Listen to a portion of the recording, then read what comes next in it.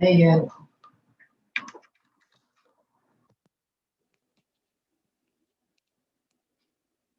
You might be muted. There you go. Right.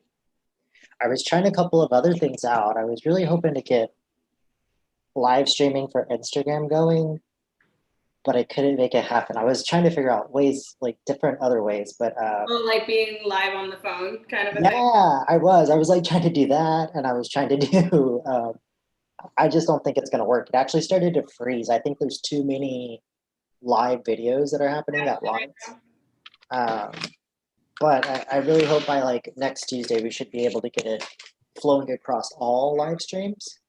So it should be a little bit better. But I don't know if our ASL interpreter is going to join us after all. They had some stuff come up, and they were letting me know that they were running behind, but I haven't heard from them since then. Okay. So, I don't know if we're going to be able to have ASL interpreters today, but that was the plan. That's why we did this. So it's really interesting. There's just so many moving pieces with this, and like, thank you so being flexible. Yeah. Good part of it. Let me turn this light off so it's a little bit. There we go. Cool. So I have everything ready to go. If we want to start, if we want to go live, we could start getting a few followers in, just have a few. Yeah, let me make a post. Yeah. And so what I did with my post, I just said link in bio, and the link tree has the live event, but it also has like access to YouTube and Twitter and Facebook. Okay.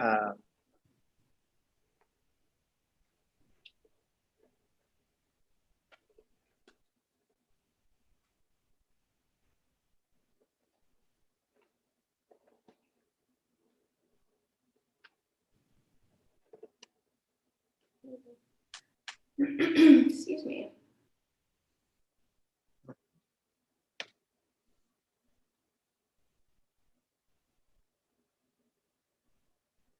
Okay, on YouTube and Facebook. Perfect. Link in their bio. Perfect. Yay. Yay. Cool. So I'm going to go ahead and launch this. We're going to go live on all streaming services. So now we are on Twitter as of right now. Yay. Hi, Twitter. And we should be good to go on our other layouts. So yeah, so YouTube should be up. What's up, YouTube?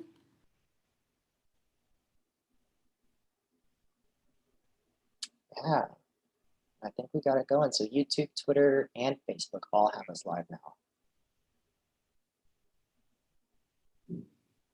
All right.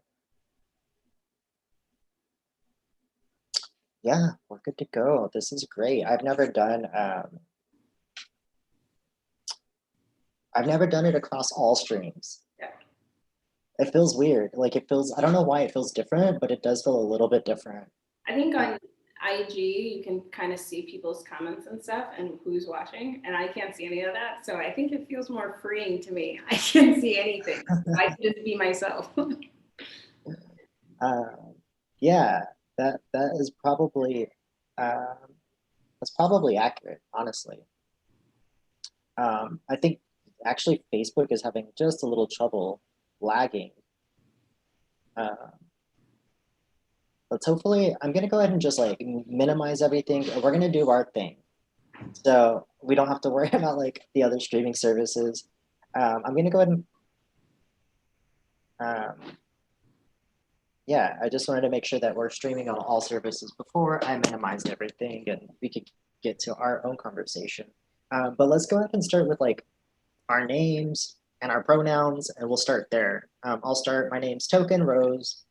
My pronouns are they, them, and I'm part of the campaign of the WriteinTeressaRaiford for mayor. Will you want to introduce yourself as well? I'm Kingsley, and my pronouns are she, her, and sometimes bitch. And I am an artist in Portland to help with voter understandings and the importance of voting, not just for president, but for mayor in Portland. Absolutely. How long have you been in Portland? What are your ties to Portland?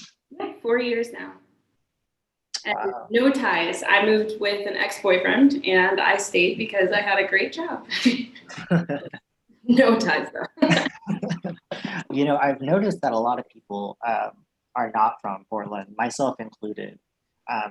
So it's really hard to find those folks. Except Teresa, she's been here for 4 generations. Yeah, I've been doing a lot of research and digging, not digging in a bad sense, but just finding more. I mean, it's nice to have a representative who is still native to and has seen the change in the way that it happens, to be able to either fix or find the little cog that's fucking up the system, you know, because she's been here for so long. Right. It's really, and this is just kind of going to our point that like Teresa doesn't think that like one person, including herself, is going to change it all as mayor, you know, and I think a lot of politicians like to think that as soon as they get in, they're going to change everything. And that's not how it works, you know, and that's what's beautiful about Teresa is that she's actually empowering us to make those changes that we need to make, that we see that we need to make, right? So she's just more empowerment. And I think that's a huge benefactor for us as citizens to like be able to recognize the empowerment that we have from a leader and knowing that the leader themselves knows that they don't control it all. I think that's really cool.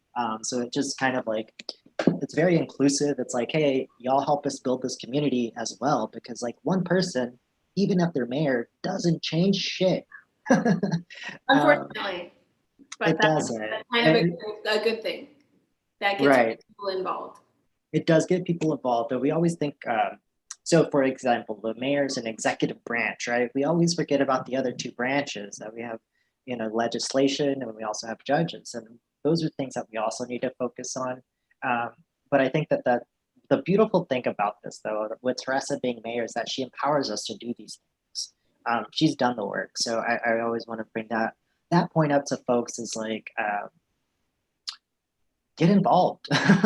There's more than just like a mayor that enacts this legislation that is able to make these decisions that Oh, are there's on our school board behalf. positions, there's community leader positions, there's organization positions. There's just way more than just the top tier. I mean, it takes a village.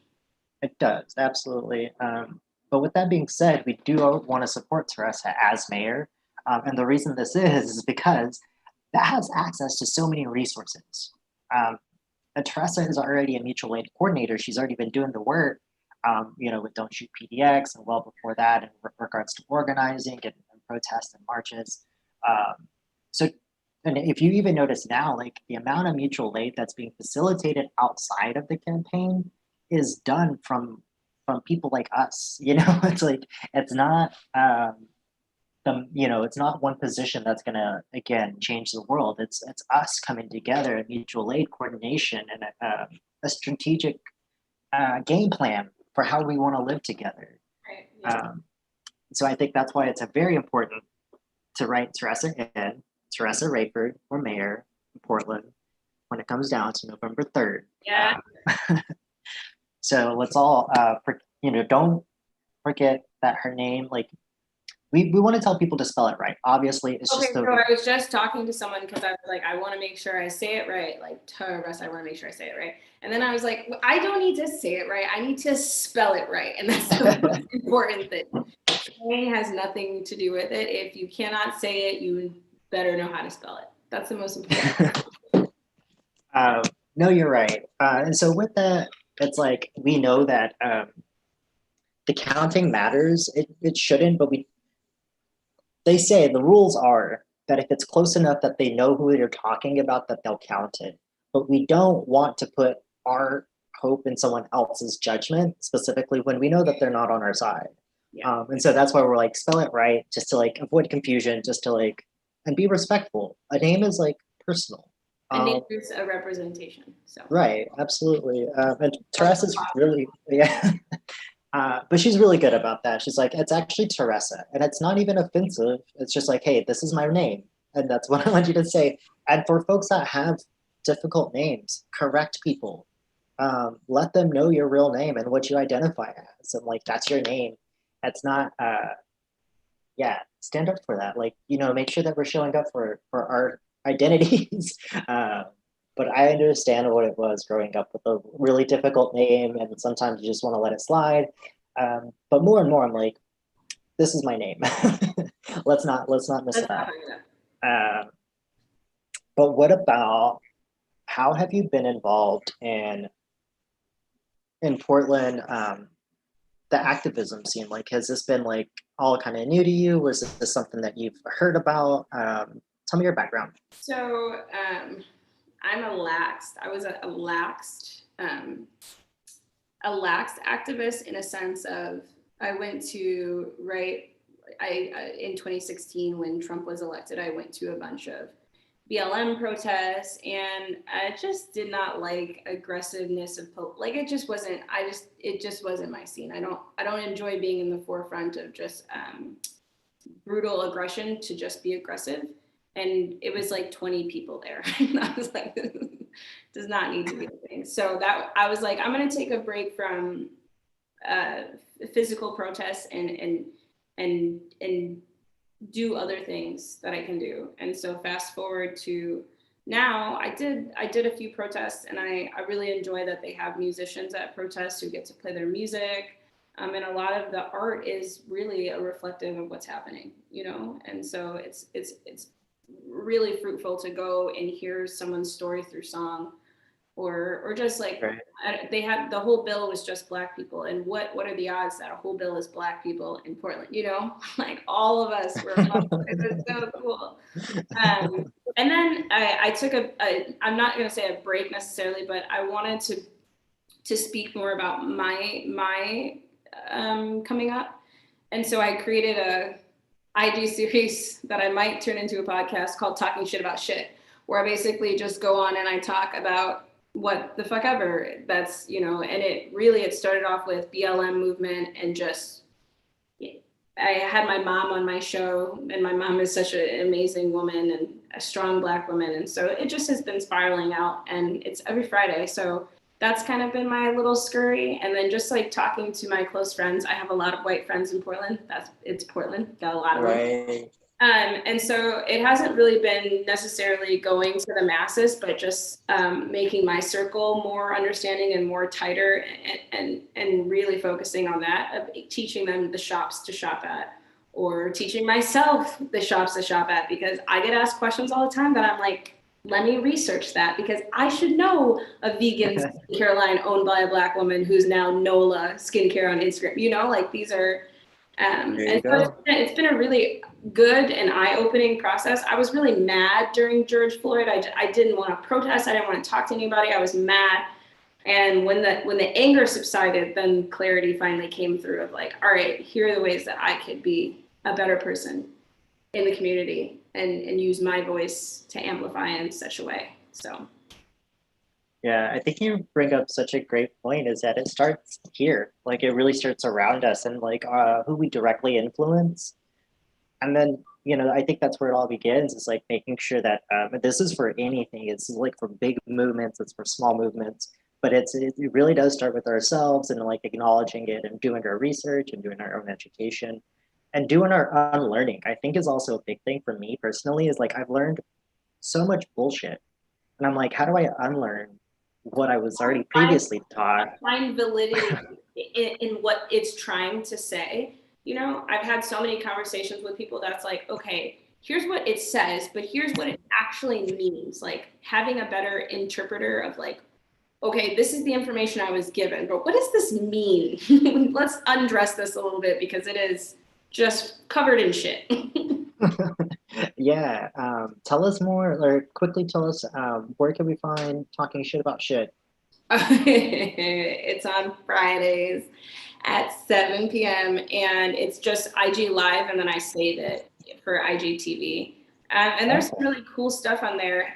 Haley Johnson, who was a write-in, she's my best friend in Portland, and we went on there, and me and Haley have had a lot of good eye-opening. She's from Beaverton, just like some eye-opening things that we've shared, you know. And some she says embarrassing, but I think it's like the most heartfelt thing when you see someone just admit to, like, you know, someone put the blinders on her, but taking them off is a whole nother thing. Oh no, you're frozen.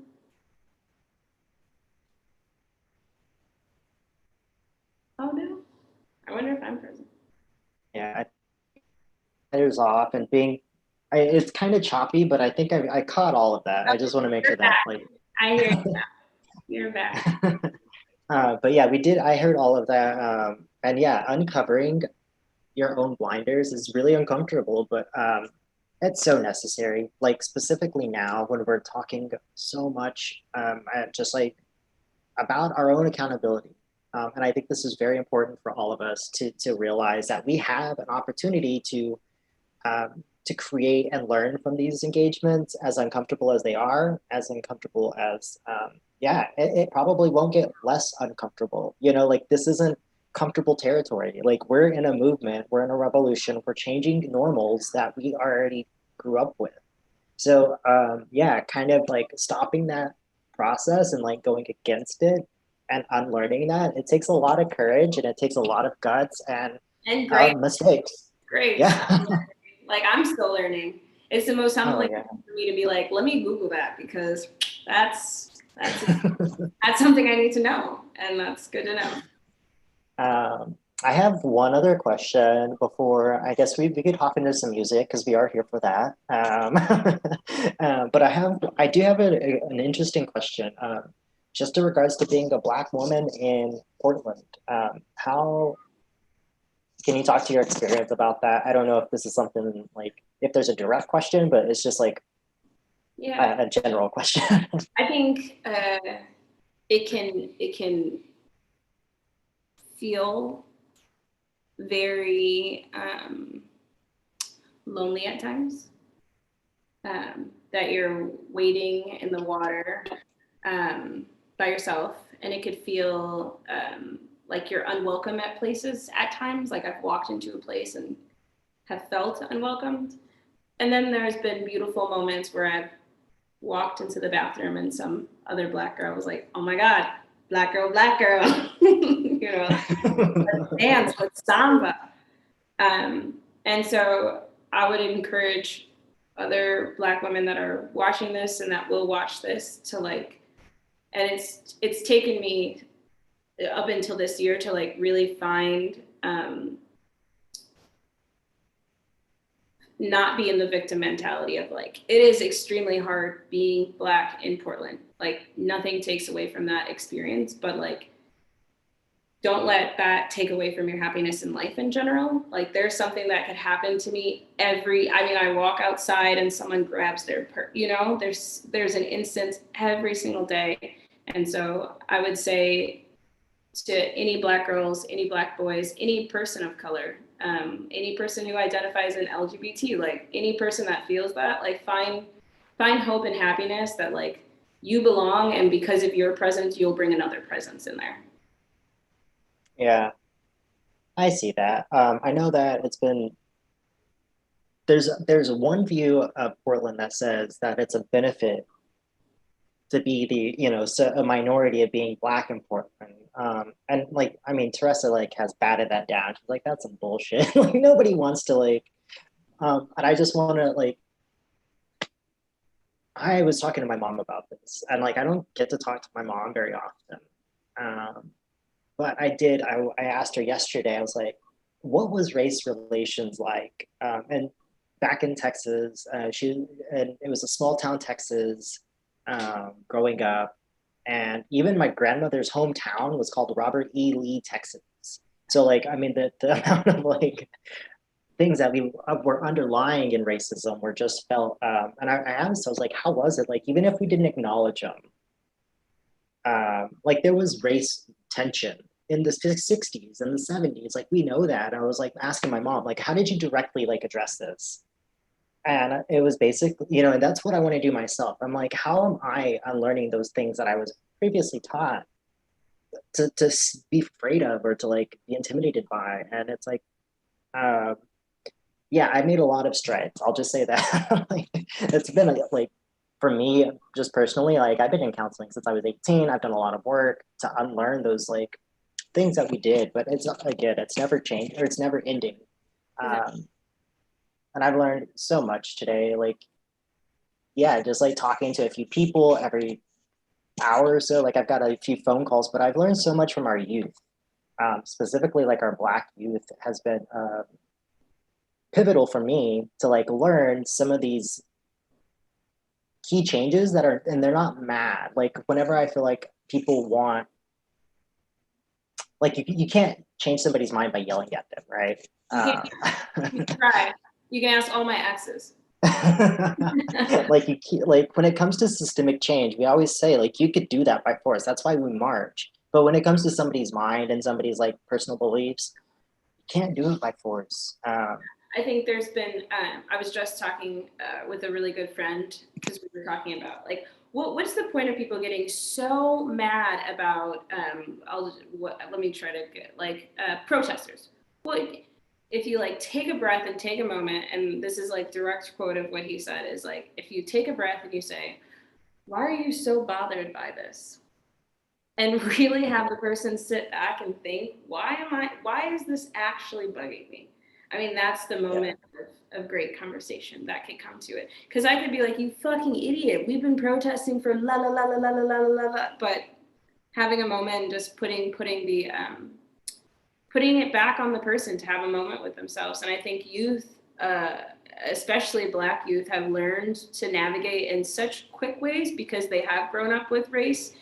I was very good at navigating with race conversations because I had to do it in third grade. Like it was a very young and thing. In kindergarten, I knew where I stood as a Black woman. I had that talk with my parents.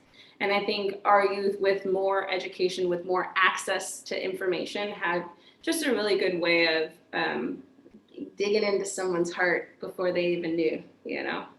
That's such a good point. I remember, yeah, I mean, with the conversation with my mom yesterday, I was asking about like, how did we address that as a child? Like when I was a kid, did you ever talk about this? I was asking some really tough questions, right? And I'm like, Mom, I don't get to talk to her that often. So when I do, it's like, hey, by the way, let's talk really about some fundamental things. And so I remember telling her just yesterday, I was like, if Black people can learn, or if they're having to learn about racism at such a young age, why are we not learning about it? Like, why, like, could we have done something differently? Like, I'm asking these questions not as a blame. It's just like, talk to me, Mom. Like, how can we expand this? Because, Well, like, I'm curious, did you say if learning younger is better? So I'm brown. My mom is Mexican or Mexican American. We've been in the States since I can remember, and even before, like, we're third, fourth generation Texan. And so before that, before it was Texas, it was always Mexico, right? And so like we're indigenous product of that land, even though it's Texas. However, In those Texas. it was like it was. Like I feel like it was taboo. Like we never talked about race, but it was never brought I up. could feel it. But you could feel it. I felt it. We never talked about it, and like I even went to like a private school, and like I was the only one of only two brown kids actually in our school, and so like I knew that there was something there. I just never could pinpoint it. I didn't have a Black friend growing up that I remember. I'm like, did I have Black friends, Mom? Like it wasn't even by like anything else. It's just like we didn't learn that.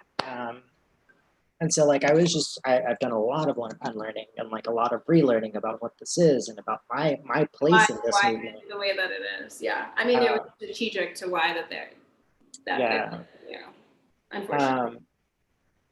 But I am grateful I'm here. I'm grateful I've learned. I'm grateful you're in my presence and that we're like able to like bring some joy. That's why we obviously we do this to bring joy to people. We want to make this every Tuesday, every Thursday for folks to have a reliable source of like it's pretty shitty in the world and we're in chaotic times.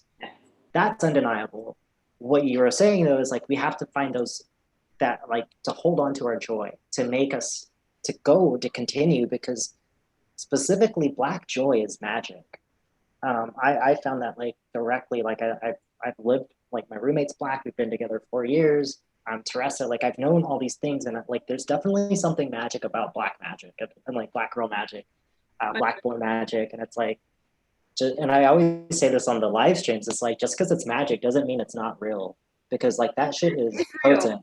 It's potent. It's real. I just came out as a witch. Magic is so real, y'all. It's so real. It's just, it's incredible and it's beautiful and it's something everyone should explore once in their world outside of Harry Potter. Like real joy.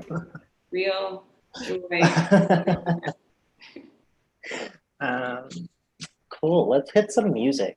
Yeah. You want to play some music? Well, I'll let you pick. I didn't know. I listened to a bunch of your other weeks, and so I didn't know what to play. I have like one sad song that's I wrote specifically about depression, especially growing up being in an all-white school like I did. And then I got a bunch of songs about stupid boys, which are just really fun, and we can put words to it, and it'd be great. Let's hear a sad song, and then we'll hear like a happy song, and we'll close it out with like some happier songs. Yeah, good idea. Okay. So this song is called Might Not Make It, and you totally can sing along if you want to. There's no rules. It's specifically about my little sister who had been Googling how to hang herself properly, which opened up a dialogue in my family's house about bullying and finding the value in loving that you're Black. And it's been a really cool exploration looking back on this song, because I spent most of my life not enjoying what really makes you awesome because you're Black, like the qualities that make, there's qualities about Italian that make you amazing. There's quality, there's all these things. And I had spent so long fighting against it because of how I was bullied. And playing this song now that I am in love with my skin color is really fruitful. And I hope anyone else listening to this, no matter what your skin color is, to keep pushing and find the other side of the light. Wow, that's so beautiful already. I'm already about to cry. I'm like, oh. Okay, you're gonna sing the dues with me whenever, okay? All right.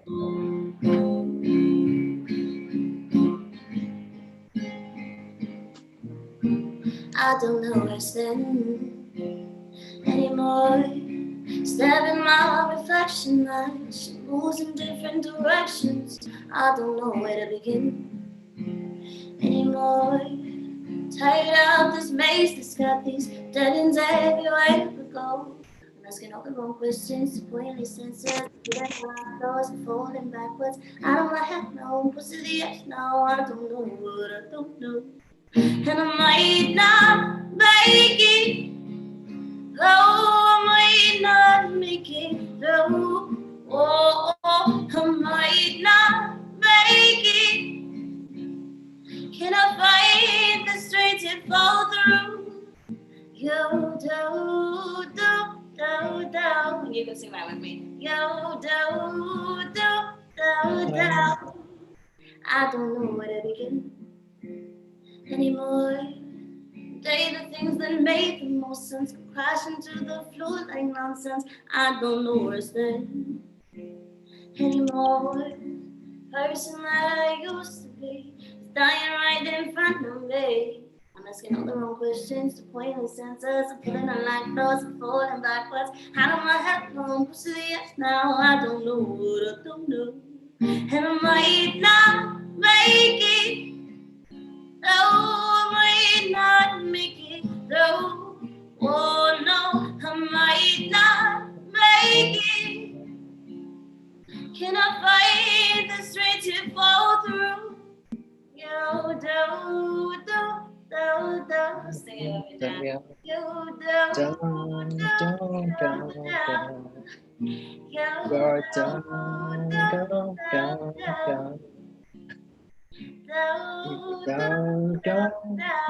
do. Now this song is for any person who's felt lost, broken, or afraid. You are not lost, you are wandering. You are not broken, you are mending. And you need not be afraid. See, this song is for any person who's lost themselves on this battle we call life. They will never be forgotten. Because to give love is to give life, and to give life is to give love. And I'm just asking you, can you vote for Teressa for mayor? You do, do, do.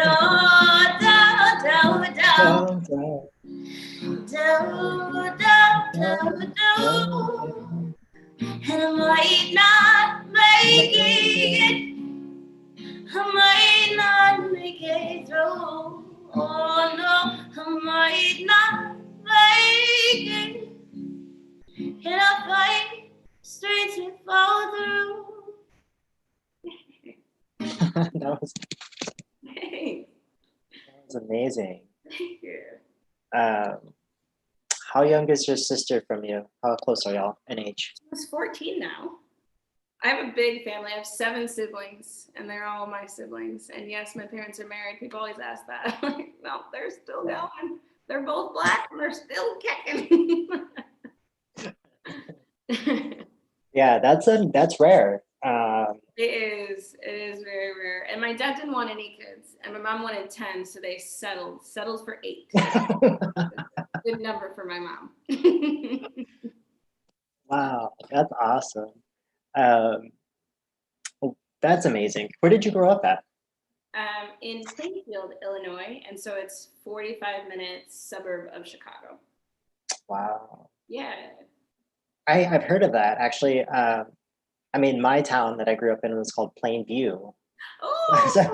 But like I've heard of Plainfield though. I have heard of Plainfield. Plainview. So I'm sure there was a So lot you of can planes. imagine what it, right? It was flat ass. It was like, We used to call it plain ass fields. yeah, basically. Yeah, the town that I grew up in, it was only like 20,000, but it was like the bigger city of like the smaller cities. Um, it was wild. Like I've contemplated I've actually contemplated going back home more and more recently, just because, like, I mean, our folks get older, right? And so they're gonna need someone to take care of them, and like things that are going, as you get older, you need more appointments, you need more work, you need more like upkeep. Um, so, Crazy. so I've thought about it going back home. I didn't have a good experience growing up back there, but I'm contemplating how to make this world a better place, like with the resources that I've got. Uh, and this is just kind of like just detracting from like what we're doing, but like it's kind of in the same field of like, why are we here? Like, what is our purpose? Why are we doing to amplify Black voices, to make this world better, to bridge these gaps, to make it equitable, to do those things, and a lot of it I have found is like it's just people think that it's fun for some reason, or they don't know that it's not fun. I should say it that way, because a lot of this isn't fun. Like these activism things and like leading protests and like mutual aid and all, like some of it could be really daunting and overwhelming a lot of times, and people That's don't. everything in life. Like in the music industry, like sitting on Instagram trying to run an ad isn't fun, but that's the thing that you have to like. There's the fun of doing activism comes from a moment like this. Like it wasn't fun when we got rained on when we were marching. That wasn't fun. But like once the rain cleared up and we're literally on the highway and we've taken over the highway and it was so many people, I was like, this is the moment, right? And so like reminding people like you're licking envelopes to like, yeah, that's not fun. But the point is like a person picking up an envelope and getting information to help them better vote is the reason why you're doing it in that very moment. Yeah, that's a great point. Absolutely. They all add up. And I actually have learned so much from like hosting these and facilitating these Instagram dialogues and these live streams. The people I've gotten to meet along this have like really like moved me. Like I've heard some beautiful poetry. I've heard beautiful music. I've heard like different people speak regarding where I'm learning like as they're talking. Like, oh my gosh, I've never thought of it that way. And like, I mean, I've gotten so much from these live streams. I just hope people are getting that as well, because like these are very fruitful. I feel like they are. I feel like if not, they need to watch more. Like, you're not doing the work yet. You're almost. You're passively watching. You have to really watch. Yeah, and I think that's a really big thing is that for me, I'm just telling people like, know what you signed up for and then do it, because a lot of people are new to activism and any type of thing that makes them uncomfortable. They're kind of new to this, and I'm like, just know that it's not. Know what you sign up for, because like whatever you do, like you can find something in your realm. You know what I'm saying? Like you're an artist, and so you're doing Artists for Teresa to help with the revolution, and like everyone has a niche or a niche, I guess. Yeah, I think everyone thinks being down at the protests is the only way to amplify Black voices, and there are just so many. Or I've seen so many people that do the donate thing, and I'm like, donating is incredible. Side plug, donate to Don't Shoot PDX. But like, if you want something back, if you don't want to just donate and not know where your money's going, I'm putting that in quotes, but like, buy something owned by a Black person so you get something. That's super easy to do, you know, like that's amplifying a store, and then make a little post. It takes you 2 seconds to make a post that's like, just bought this from this Black store, right? That's something that's like, it seems very small to some people, but that's something that could make or break a Black business, you know? So there's so many more things that people can do that I think they see really big people, activists doing. I mean, I'm sure people are intimidated watching things that you do, and it's like there are just so many ways in the world to really help with this movement than just one thing. Yeah. And going back to like our original point is like, it starts here. Like it actually starts right around us. And like we wouldn't be able to like acknowledge that if we, you know, if you didn't do the work yourself and been like, hey, I actually need to do this. So like, again, it starts with us, it starts with our friends, it starts like directly who we're influencing and who influences us. And then making that post, that's so great. I mean, that's a great way to get that word out there. And like, yeah, it doesn't take too much time. Something. You want something. It's so nice to have a thing. Yeah, I've been, if you know who the eavesdropper is, Instagram famous, like beautiful Black boy, like but like I was reading one of their posts today, and it was like talking about just like the work that we're doing is not meant for us to see fulfilled. We're doing work, we're planting seeds that we may never see. But it doesn't like negate the fact that we should still plant that and water it and nourish it. It is really, I mean, you said it yourself, the unlearning and learning better. And so like the seeds that we're planting is the learn better. Like every person that now knows to consciously shop vegan passes that information on, right?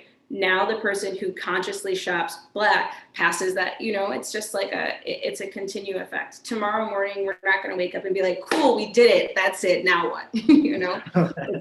I bought one Black item. Good for go. I did. One, I donated once. I'm good.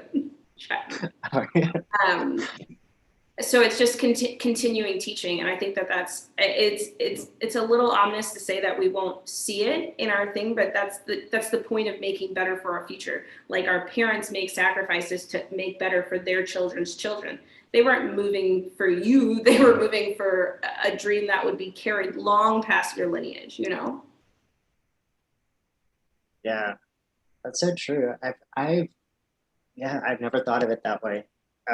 I personally, because I've never thought of children, but I'm also learning like, yeah, just think, I honestly, when you said that, I immediately went back to like my roots. Why did they move? Like, what were we doing? Yeah. There's always just like a game plan ahead, and people always want better, right? People want to leave the world a better place than what we came here with. I think that's very important. I know that like there's so many ways to do it, but I think honestly, where our country has been formed, our most pressing thing for us is Black liberation and Indigenous sovereignty. I don't think that could be overexpressed. How we have manipulated and tortured and ridiculed like Black people and Indigenous people on this land is atrocious. And I have a hard time like knowing like how did we get here? Like where did we not stop this? Like where did people not show up? Like can we not like how did we get here, and how are we still pulling teeth? Like for people that have the power, like we're still dragging the idea. Yeah, it feels like if we I hate to like go. The more information you get, the like more you're like, what the fuck? You know what I mean? Like yes, the more exactly. you find out about things, the more you're just like, how am I this angry, and why am I the only one angry? that part. It was like I've told myself this many times, like I don't have to be Black to be outraged. And I tell my friends that I'm like, my family that they know that I'm outraged. You know, they know that I'm really mad. Yeah. But and it's also for me personally, and this is just kind of me owning this is like my own privilege, knowing that I'm non-Black, but I'm still angry. Is like to not speak over Black people while, in my own like regard for advocating for them. And so like I'm learning a lot in regards to like knowing my place is like, I'm not directly in, like, I'm not the head of this movement. Like, if that makes sense, I'm amplifying other people to do this. But as a non-Black person, like I could still be very mad about this, but I don't want to center like myself or like my activism of what we're doing over Black people in general. Like we're here to do that, and I think that's what our campaign wants to do, and why we're here is like we want to amplify Black women, and specifically Teressa. I think, and Teressa does a really good way of sharing the traumatic stories. I'm pretty sure I like read that she like grew up with a lot of trauma. Yeah. And I think the most important thing, and I love that you said like being able to speak up and be enraged, but stepping back. And I think the best way to make change happen is to hear directly from that person, because they can pinpoint a moment where something went wrong. Like I can name a moment in my school where I wish something would have changed, and I know the policy that could be changed, but like no one else could share that because it was just my experience as a Black person, And so Right. all of these laws that we're trying to get in motion and changing and building back the Black community, the only people who could speak on that specifically are Black people, no one else. But that doesn't mean you can't be angry about things, but it's like knowing how to take true information and regurgitate it in such a way. I mean, Black people may be the face of a movement, but it takes everyone to make a change happen. Oh yeah. Literally everyone. Absolutely. It's going to take mostly the people in power to like give that and that's typically white people and people with privilege. And this happens to be. So we're on the way. I feel like more than ever, I this past week, it was daunting this past week. I'll just be very honest. Like our campaign was just exhausted. We weren't posting. We were like, a couple of us were like evacuating. We were like making sure that we're all safe. So like the times themselves were like wild, but it's also like we want to come together as a campaign to make sure that like, how are we going to make that beyond just November? That's the thing. It's like we have to band together now. We have to come together and like, not in like a kumbaya way, but it's literally like, I know that the people that I'm around with would like, they have my back. The people that I'm chatting with, like I know that there's better moments ahead. Yeah, I think sometimes people think coming together thinks being peaceful, and coming together could be coming together to delegate a game plan and go forth. Right. Coming together does not mean we have to literally all hold hands and come together. We literally can meet in the center and delegate where everybody's going and fucking break out. I agree. I think that that's beautiful. I have a really optimistic view of the future. And even if it's like not possible, I'm still wanting to know that like, I'm not trying to be like too optimistic, but I know that like what we're in now is not the best that we could be. Like how we're doing these things and how we're like treating our earth, how we're treating each other. It's like, I'm trying to be like, we need to get on with the treating people right so we can get to the earth. I'm like, let's go, let's move. We're not gonna have people and we're not gonna have earth. Like we gotta go. Yeah. How I've actually noticed that is going back to that phrase of like, you can't change people's mind by force. It's like, I'm having a lot of conversations. And it's with people I don't necessarily like agree with, or like I would have not probably had the conversation with them to begin with. But these times that I'm in now, I am trying to have those conversations regarding race specifically, because I don't want it to fall on someone else. Because like if I don't do that, who else? Someone else is going to have to at some point. And it's like my privilege. That's pretty much my duty to do these things while I have the capacity. Because if I don't, so it's going to rely on someone else. And it's like, well, I might as well try to have these conversations with my friends, with my family, with myself, while I can. So So I think that's where I'm at. It's like it starts with us, and it starts very like internal questions of like identifying where we stand. Like it took me probably up until this year to put pen to paper of like what I actually believed as opposed to what I didn't believe. Yeah. I kept building myself up as what I'm not against. Oh, like I don't want to do that. I don't want to do that. I don't want to end up like that. But I never like really knew what I wanted. Yeah. And so like this year, Yeah, speaking it into truth, writing it down, and looking at it and having a vision to reflect what you want is honestly yeah, a good way to tackle harder conversations, especially when you like write it down and can see it. You can clearly find resources and information to back up these things that now stand and are your core values. yeah, and that was probably the most beneficial thing that I've done, and it was with my counselor. I, she's a Black queer woman here, um, right next to me, and it's like I have learned so much from her directly, and it was great because I was able to actually put it, see it. It was actually tangible. I had never been able to conceptualize the ideas that I put into paper. And like, even though they were in my brain, now I could actually see, oh, that's what I believed, right? And so what I did from there, I actually looked at all of them, and there was probably about 80 something different like sentences that I had wrote. And then I kind of like went through it. And on the side, I put like what they were like what I attributed it to. And they all came back to like the same things, and it was Black liberation and Indigenous sovereignty. And it's like, so that's why I was Now like, I those are have the. my mission. Now what?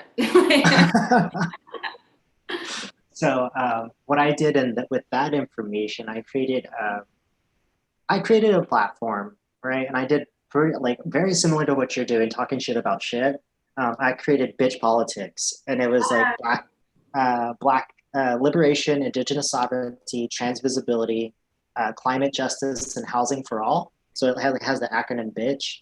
Uh, However, I have kind of like put that on pause because I actually realized while I was doing that is like I don't need to reinvent the wheel. Like there's already people that are doing that. Like you. There are already people that Black folks that I could amplify instead of like what I thought was the best idea was to create my own platform. But it's like now that I'm learning, I could have simply just amplified something. And that's a learning opportunity for me. It's like, and it's still there and I could still use it. I think But that's such a good example of how many people did. I had a really good friend of mine post a video of him singing a song by a Black person and put, like BLM. And someone commented like, what is that going to do? And in his frustration, I explained, one, when you put something online, anyone gets to say whatever they want. So there's that. But two, I mean, ask yourself, what is that going to change anything? right. Is it going to make you feel better? Maybe. It might make you feel a little bit better.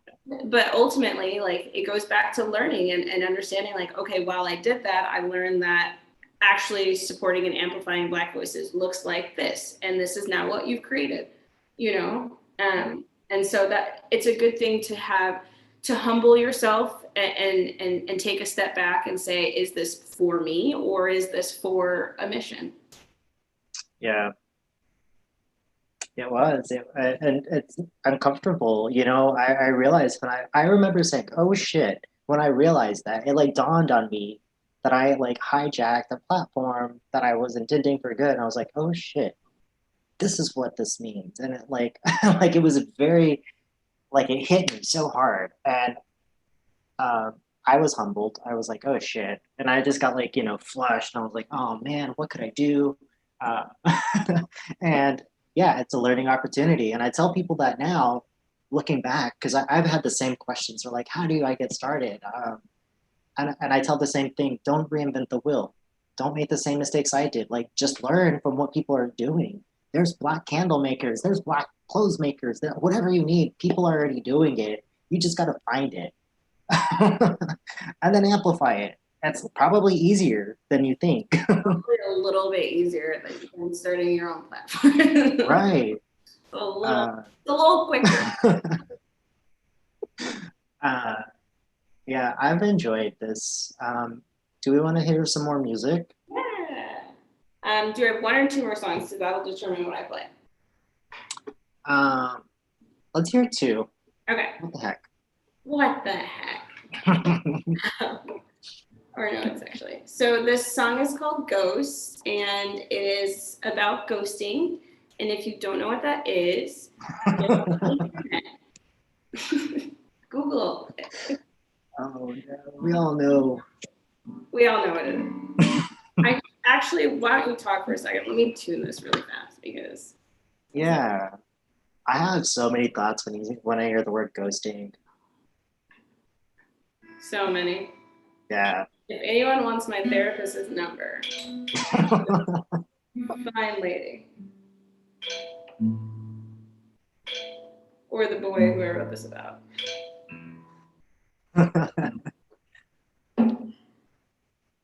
Okay. All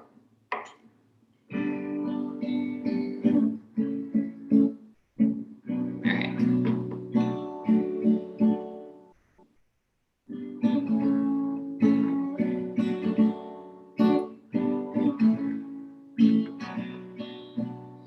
Ghost, you change your goddamn mind so goddamn much, don't know what to hold true. Ghost, I don't know what did this to make you want to change, fall right back into your ways. I've been waiting, you keep playing, 'cause when I need you most, you just go ghost on me. 'Cause when I need you most, you just go ghost on me. Go, whoa, whoa, whoa. Go, whoa, whoa, oh. Ghost, you fill my head with hopes and empty promises. Guess the joke is all on me. Ghost, I don't know how much more I could take you this, hoping that you'll change your way. I've been waiting, you'll keep playing, 'cause when I need you most, you'll just go ghost on me. 'Cause when I need you most, you'll just go ghost on me. Hey, found another who keeps the words his face. Found another who's there when I'm in need. Found another, so don't go haunting me. Found another, so don't go haunting me. I found another who keeps the words his face. Found another who's there when I'm in need. Found another, so don't go haunting me. Found another, so don't go haunting me. Hey, yeah, hey.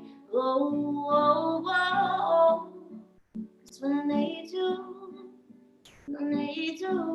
you just ghost on me.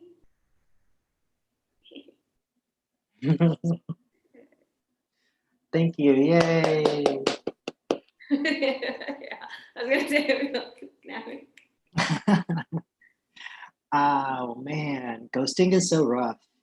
Is this when you were you ghosted or did you ghost somebody? I was ghosted. I've also been the ghoster, and I'd like to say on record, I'm a changed person.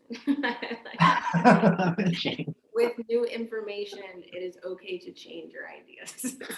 Okay. Yeah, I agree. All right, so this is the question. Would you rather be ghosted or would you rather be very like have that conversation? Oh, I don't think it's gonna work out. Which one would you choose? So I'm an Aries. I'd much rather be ghosted so that I could write a song about it. That's great. That's right. I don't even know, honestly. I've probably ghosted, honestly, more than I've been ghosted. I know. I don't even know honestly It's why. hard. I mean, we grew up in, and I'm 27. How old are you? 33. Okay, so it's not 5 years ago. Sweetheart, it's 5 years. I almost forgot. I was like, Our culture of like fast moving was like right on the cusp of our teenage years, where it was like instant gratification, social media age. And so I think communicating with someone like, hey, this isn't working out for my longevity, just doesn't seem in the norm because we're so used to fast paced moving things. I don't even think I notice when people ghosted me unless I was like really into them. But like if I met someone, went on a date and never talked to them again, I'm not like, what happened to so and so? I'm like, oh cool, we had a moment. yeah. Moment was some for a season, most for a season. For a reason, just a few for the reason. That's so good. Yeah, I don't like ghosting. I feel like there's really not a reason. I feel like there's always a point to say, by the way, I don't think it's gonna work out. I just don't know what gets to that point. I feel like I don't know how to do it. Specifically, dating in COVID has been, we can't do that. But like this is like pre-COVID, before like there was a lot of exposure to it. But yeah, ghosting is, I don't approve of it. It's 2020. Don't ghost and vote. Those Don't are my ghost. two ways. Don't do it and vote. Don't ghost. Don't ghost your vote.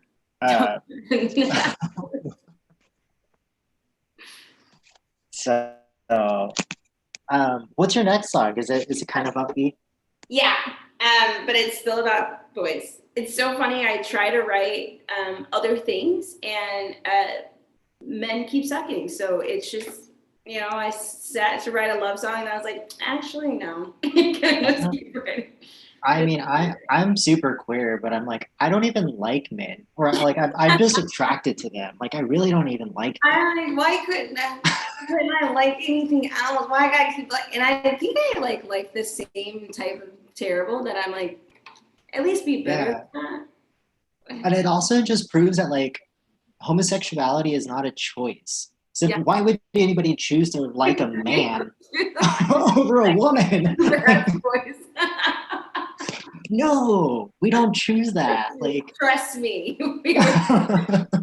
If I could, I would want something else. I think that needs to be like a standard for people to understand. Why the fuck would I choose that boy? I don't know. We're queer. We're all here. But yeah, men do suck. I'm all about that. So, cis men. They can do better. I know that they got it in them. Yeah, yeah. I'm glad one of us believes that. So this next song is called "You," and I couldn't call it the name of the boy. My manager said that would be mean. So.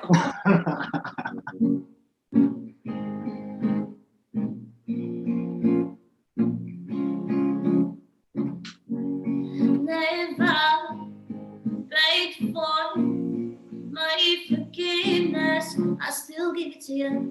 Never really said you're sorry, but I still forgave you. Never meant to break my heart. Did you really? I'm still broken, holding on to faith in your way and being lost. Oh, tell me why I still hate for you. Yo,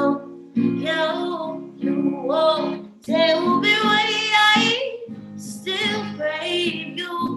Yo, oh, tell me why I haven't given up. I go, tell me why I felt you did it for me too. Goddamn you, goddamn you,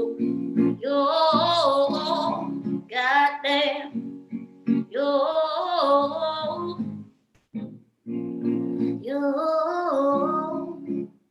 hey, always capture my love every southern night always left me wanting more, so damn naive. Always made me feel like I was your one only. I'm still broken, holding on to faith, and you're everything us all. Tell me why I still hate for you, yo, oh. Tell me why I still crave you, yo, oh. Tell me why I haven't given up, oh. Tell me why I fell. You didn't fall for me too. Goddamn you, goddamn you, goddamn you, hey, goddamn you. That was great. I feel like I have a new favorite artist. I have so many songs that I could like, name that about. I sound like a bunch of artists. No, you're one of my favorite artists now. It's 'cause, like I have so many references to like name that to. People have, I thought you said like sound like. I've gotten so many sounds like things that I'm like, sound like a lot of people. I'm like, yes, I appreciate you for saying that. Yeah, of course. That was great. I really enjoyed our set. I think the connection might be lagging a little bit, but let me know if you could hear me once we get connected again. I can hear you perfectly. Because I do feel like the live stream stopped. Okay. I see you now. Okay, perfect. It's saying that my internet connection was unstable. So Oh, I was like, I could see you and hear you the whole time.